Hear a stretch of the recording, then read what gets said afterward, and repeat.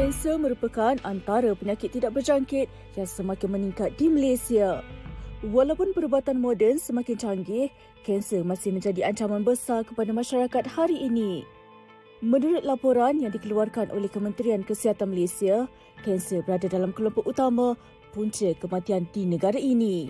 Statistik Daftar Kanser Kebangsaan menunjukkan bahawa dianggarkan 1 daripada 10 lelaki dan 1 daripada 9 wanita di negara ini berisiko menghidap kanser sepanjang hayat mereka.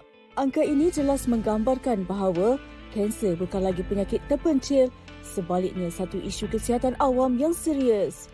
Antara jenis kanser yang paling kerap dikesan dalam kalangan rakyat Malaysia ialah kanser payudara dan kanser paru-paru. Bagi wanita, kanser payudara kekal sebagai penyumbang kes tertinggi, manakala dalam kalangan lelaki, kanser kolorektal dan paru-paru antara yang paling banyak direkodkan. Oleh itu, amat penting untuk kita peka terhadap isyarat tubuh agar rawatan dapat diperoleh dengan segera sebelum keadaan menjadi lebih parah. Persoalannya, sejauh manakah kita benar-benar peka terhadap perubahan kecil yang berlaku pada tubuh sendiri?